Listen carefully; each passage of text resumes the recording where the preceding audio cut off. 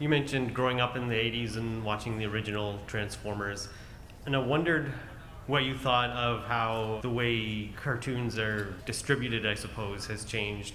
Transformers, there was a new episode every day after school. Right. And now, Got to wait 6 months till the next season releases, right? Yeah. Yeah, it's what's your feelings on? It's just different times, right? I mean, I part of me sometimes misses the weekly episodic stuff being released, but then again, I'm probably like a lot of you. Sometimes I just want to binge, and sit down and watch the whole thing. So I don't know, it's kind of a catch-22. I mean, they're just different beasts. Yeah, I guess.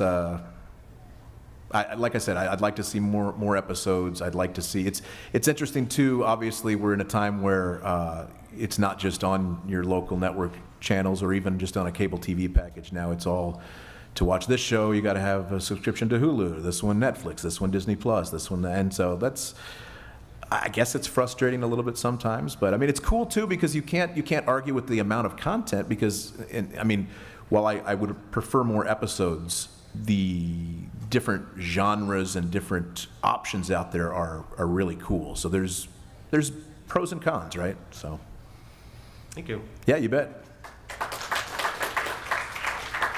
Now, growing up with G1 and all, and then a little bit of Beast Wars, did you have any toys when you were growing up and all that? I did. I remember very specifically someone came by the booth and was showing me some old Dinobots, Grimlock and stuff, and I was like, I remember playing with Grimlock and those guys. Yeah, I definitely remember that, and it was a lot of fun. I wish I could find them.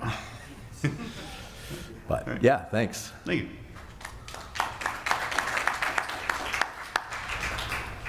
Typically, when you're recording a session for an episode, sure. We'll use this as the example. How long would it take you to record that? So it just varied. There was definitely usually several takes of each. We'd sometimes do a read through completely, and then we might go massage line by line a little bit if they needed to.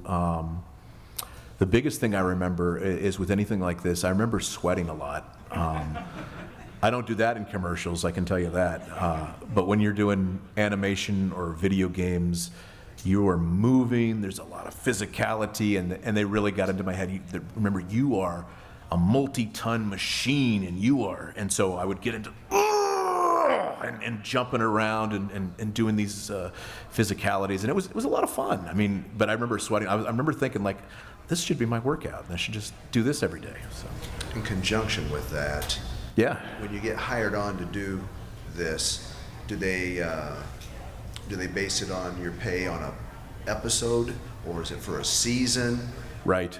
So it just depends on the contract. There's different contracts and stuff, and my agents usually handle that and work out the details, but it can vary.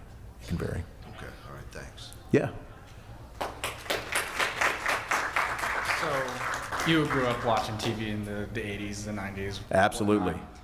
And you're already bringing back a character that hadn't been seen in a while. Right. I was wondering what other characters, if they decided to bring something that we haven't seen in decades. What would I bring back?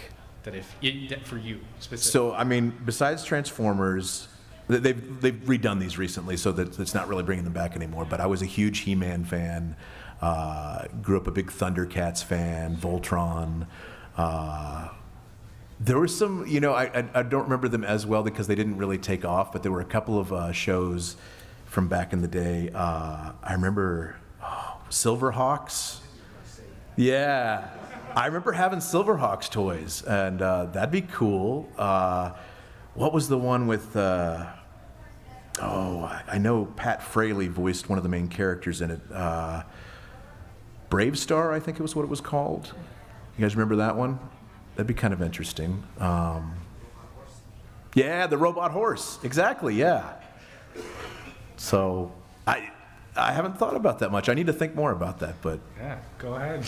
get some fans going, and we'll get a petition started or something. Thank you. Yeah, thank you.